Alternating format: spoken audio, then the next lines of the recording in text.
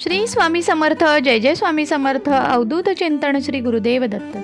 श्री स्वामी समर्थ सेवा या माझ्या यूट्यूब चॅनलमध्ये आपल्या सर्वांचे मी अगदी मनापासून स्वागत करत आहे. आज आपण पाहतोय अक्षय तृतीया या सणाबद्दल. 30 एप्रिल 2025 रोजी अक्षय तृतीया असून या अक्षय तृतीयेचं महत्त्व काय आहे, त्याची पूजा कशी करायची याची माहिती मी तुम्हाला देणार आहे. ज्या तिथीचा आणि ज्या दिवसाचा, ज्या दिवशी केलेल्या मंगल कार्याचा किंवा पुण्याचा कधीही क्षय होत नाही असा दिवस म्हणजे अक्षय तृतीया. 3.5 मुहूर्तांपैकी एक असलेला हा मुहूर्त संपूर्ण महाराष्ट्रात किंबहुना सर्व हिंदू धर्मीय मंडळी थोड्याफार फरकाने एकसारखाच साजरा करतात. हा दिवस म्हणजे पूर्वजांचं ऋण फेडण्याचा दिवस म्हणून मानला जातो. पूर्वजांच्या स्मृतींना उजाळा देण्यासाठी या दिवशी पितरांचं स्मरण करून त्यांच्या प्रतिमेचं पूजन करतात. या दिवशी मातीची घागर किंवा लहान मातीचा गडू किंवा एखादं भांड आणून त्यामध्ये पाणी भरून त्यात वाळा टाकतात. त्या वाळ्यामुळे त्या पाण्याला सुगंध येतो. अशा प्रकारचं वाळा मिश्रित पाणी असलेला कुंभ हा आपल्या पितरांच्या नावाने दान केला जातो. शक्य असेल तर तुम्ही देखील पानपोई किंवा पिण्याच्या पाण्याची व्यवस्था आधुनिक पद्धतीने करू शकता. यामुळे आपली पितरं संतुष्ट होतील. अक्षय तृतीयेच्या दिवशी पूजा कशी करायची ते आता आपण पाहूया. अक्षय तृतीयेच्या दिवशी सूर्योदयाच्या आत विहिरी किंवा नदीवरून मातीची घागर पाण्याने भरून आणावी. तिला चंदन, हळदी कुंकवाच्या 5 रेषा अनामिका या बोटाने वरून खाली ओढाव्यात आणि त्यामध्ये आंब्याची किंवा नागवेलीची म्हणजेच खाऊची पाने 5 किंवा 7 घालावीत व त्यावर पिकलेले आंबे ठेवावेत आणि मग आता हे नदीवर विहिरीवर घेऊन जावं. तेथे घेऊन जाणं शक्य नसेल तर घरामध्ये तांब्याच्या कळशीमध्ये पाणी घेऊन त्यात आंब्याची किंवा नागवेलीची पानं ठेवून त्यावर आंबे ठेवावेत. मग या कलशाची पूजा करावी. पळसाच्या पानांच्या केलेल्या पत्रावळीवरती द्रोणामध्ये तांदळाची खीर, कैरीचं पन्ह, चिंचोली, पापड, कुरडया इत्यादी वाढाव्यात. असं केल्यानं पितर संतुष्ट होतात असं मानलं जातं. ही कळशी किंवा पाण्याचा माठ दान करावा असं मानलं जातं. पाण्याचा माठ हा शक्यतो गरजूंना दान करावा. पूजा कशी मांडावी ते आता सांगते. ही पूजा देवापुढे मांडावी. नरनारायणासाठी भाजलेले जव किंवा गव्हाचे पीठ, हयग्रीवांसाठी भिजवलेली हरभऱ्याची डाळ घालून नैवेद्य अर्पण करावा. शक्य असल्यास त्या दिवशी उपवास करावा. समुद्र स्नान किंवा नदी स्नान किंवा गंगा स्नान करावं. तसेच जवस, गहू, हरभरे, सातू, दही भात, उसाचा रस, दुग्धजन्य पदार्थ तसेच जलपूर्ण कुंभे, धान्य पदार्थ, सर्व प्रकारचे रस आणि उन्हाळ्यात ज्या वस्तू तयार होतात अशा वस्तूंचे दान की ज्यामुळे उन्हापासून संरक्षण होतं अशा वस्तूंचं दान करावं. त्याचप्रमाणे पितृश्राद्ध करून ब्राह्मण भोजन देखील घालावं. हे सगळं यथाशक्ती करावं. यामुळे अनंत फळ मिळते. या तिथीस केलेलं दान, हवन, पितरांना उद्देशून केलेलं कर्म हे सर्व अक्षय म्हणजे अविनाशी आहे असं श्रीकृष्णांनी सांगितल्याचा उल्लेख मदररत्न या ग्रंथामध्ये आपल्याला पाहायला मिळतो. या दिवशी पितृतर्पण करण्यास व न जमल्यास निदान तिलतर्पण तरी करावे असे सांगितले आहे. उन्हापासून रक्षण करणाऱ्या छत्री, जोडा या वस्तू देखील योग्य व्यक्तीस दान कराव्यात असं सांगितलेलं आहे. काही ठिकाणी चैत्रा गौरीच्या उत्सवाचा हा शेवटचा दिवस म्हणूनही साजरा केला जातो. गौर म्हणजे माता पार्वती ही माहेरी आलेली असते. या दिवशी शंकर जावई म्हणून घरी आलेले असतात असे समजून पुरणपोळीचं जेवण केलं जातं. चैत्रातल्या एखाद्या दिवशी हळदी कुंकवाच्या निमित्तानं सर्व सौभाग्यवती स्त्रिया बोलावून मोगऱ्याची फुलं, गजरा, आंब्याची डाळ, भिजवलेले हरभरे, कैरीचं पन्ह इत्यादी दिलं जातं. या हळदी कुंकू समारंभाचा जो शेवटचा दिवस असतो तो म्हणजे अक्षय तृतीया असतो. या दिवशी सुरू केलेल्या शुभ कार्याचं फळ हे कधीही न संपणारं असतं.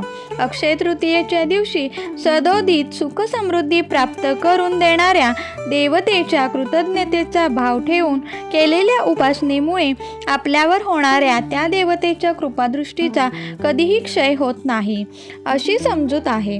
म्हणून आपल्या इष्टदेवतेचा गुरुदेवतेचं भजन पूजन भरपूर करावं. अक्षय तृतीया सणाचं पौराणिक महत्त्व आता आपण पाहूया. हिंदू धर्माच्या प्राचीन ग्रंथामध्ये कालविवेक ग्रंथामध्ये या सणाचं विशेष महत्त्व सांगितलेलं आहे. जैन धर्मामध्ये या दिवशी व्रत करण्याचं विशेष महत्त्व आहे. या दिवसाला आखिती असंही म्हटलं जातं. या दिवशी अन्नपूर्णा देवीची जयंती, नरनारायण या जोडदेवाची जयंती, परशुरामाची आणि बसवेश्वरांची जयंती आणि हयग्रीवांची देखील जयंती असते. या दिवशी भगवान व्यास यांनी महाभारत ग्रंथाची रचना करण्यास सुरुवात केली आणि त्यांचे लेखनिक म्हणून आपल्या गणपती बाप्पांनी काम केलं अशी आख्यायिका देखील प्रचलित आहे. याच दिवशी भारताच्या उत्तराखंड राज्याचे बद्रीनारायणाच्या बंद देवळाचे दार उघडतात. हे मंदिर अक्षय तृतीयेला उघडल्यानंतर दिवाळीच्या भाऊबीजेच्या दिवशीच बंद होते. नरनारायण म्हणजेच कृष्ण अर्जुन यांनी याच दिवशी अवतार घेतला होता असे मानले जाते. परशुरामाचे अवतरण सुद्धा याच दिवशी झाले होते असे मानले जाते. या दिवशी परशुरामाची देखील पूजा केली जाते. देव आणि पितर यांना उद्देशून या तिथीत जे कर्म केले जाते ते सर्व अक्षय होते. या दिवशी गंगेची स्वर्गातून पृथ्वीवर अवतरण झाले अशी देखील आख्यायिका प्रचलित झालेली आहे. इतका हा प्रचंड महत्त्वपूर्ण दिवस नुसता एवढ्याच गोष्टींसाठी महत्त्वाचा नसून त्रेतायुगाची सुरुवात देखील याच दिवशी झाली आहे असं मानलं जातं. आता ज्योतिषशास्त्रामध्ये कृत, त्रेता, द्वापार आणि कलयुगाची सर्व मिळून होणाऱ्या काळाला महायुग असं म्हणतात. ही 4 युगे महायुगाचे 4 चरण असल्याचे मानले जाते. ब्रह्मदेवाच्या दिवसाचा जो प्रारंभ झाला त्याला कल्पादी तसेच त्रेतायुगाचा प्रारंभ काळ हे दक्षिण भारतात हसन युगादी म्हणून साजरा केला जातो. अक्षय तृतीया या दिवशी आता काय खरेदी करायचे ते आपण पाहूया. या दिवशी जे खरेदी कराल ते नाश पावत नाही म्हणून तुम्ही सोने, जड जवाहीर, जागा, जमीन खरेदी करू शकता. पण तुम्हाला ज्या चांगल्या गोष्टी, वस्तू तुम्ही खरेदी करू शकता, घेऊ शकता, व्यवसाय करू शकता, नवीन संस्था मंडळे स्थापना करू शकता, यांची उद्घाटने करू शकता, नवीन वाहन खरेदी करू शकता, नवीन संकल्प करू शकता, नवीन व्यवसाय सुरू करू शकता. या दिवशी जे सुरू कराल ते कार्य अक्षय चालू राहते आणि म्हणून या दिवशी कोणतेही शुभ कार्य जरूर करावं. आता या दिवशी काय करायचं नाही हे तुम्हाला सांगते. या दिवशी केस कापणे, दाढी करणे, कोर्ट कचेरीमध्ये केसेस टाकणे, उगाचच एखादा आजार नसताना ट्रीटमेंट चालू करणे, दवाखान्यामध्ये कारण नसताना जाणे, गरज असताना नक्की दवाखान्यामध्ये जावा.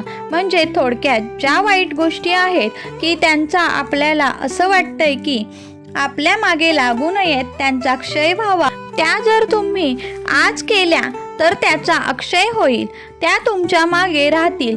म्हणून अशा गोष्टी त्या मनस्तापदायक आहेत त्या तुम्ही अजिबात करू नका. मग आता आज काय काय करायचे ते आपण पाहूयात.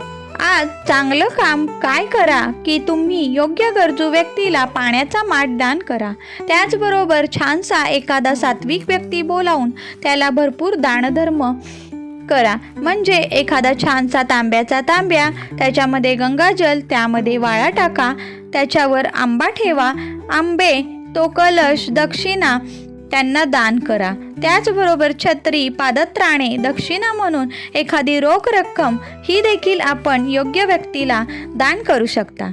त्यांचा आशीर्वाद घ्या आणि ज्या पद्धतीने आंब्याचा बहर बहरतो, ज्या पद्धतीने उन्हाळ्यानंतर पावसाळा सुरू होऊन जसं हिरवगार उगवते, त्या पद्धतीने आमच्या कुटुंबावर देखील सर्वांचा आशीर्वाद राहावा आणि भरपूर यश, सुख राहावं अशी प्रार्थना देखील निसर्गाला करावी. सात्विक व्यक्तीने आशीर्वाद देखील द्यावेत. त्याचबरोबर तुम्ही झाडांची रोपे खरेदी करून तुम्ही अंगणात, मंदिराभोवती किंवा डोंगरावरती वगैरे लावत राहा. आपल्या आवडत्या देवाचे नामस्मरण करा, मंत्रपठण करा. यामुळे तुम्हाला अत्यंत अक्षयकारक असं पुण्य मिळेल. कर्ज मात्र या दिवशी काढू नका बरं. या दिवशी मला वाटतं अक्षय तृतीयेच्या दिवशी काय करायचं आणि काय नाही करायचं हे मी तुम्हाला सांगितलंय. तुम्ही हे कराल, अनुभव घ्याल आणि सगळ्यात महत्त्वाचं श्री स्वामी समर्थ सेवा हे यूट्यूब चॅनल सबस्क्राईब करा, बेल आयकॉन ही दाबा, जेणेकरून माझ्या व्हिडिओचे सर्वात अगोदर नोटिफिकेशन तुम्हालाही मिळेल. इतरांनाही हे शेअर करा, म्हणजे अक्षय पुण्य तुमच्या पदरात नक्की पडेल. कारण आपण कोणाला काही चांगलं सांगितलं आणि त्यांनी जर ते केलं आणि त्यांना फरक पडला तर तुमच्यावर आणि माझ्याबरोबर तुमच्या पुण्याईमध्ये निश्चितच अक्षय सुखाची, पुण्याची प्राप्ती होईल. श्री स्वामी समर्थ. जय जय स्वामी समर्थ. अवधूत चिंतन श्री गुरुदेव दत्त. धन्यवाद.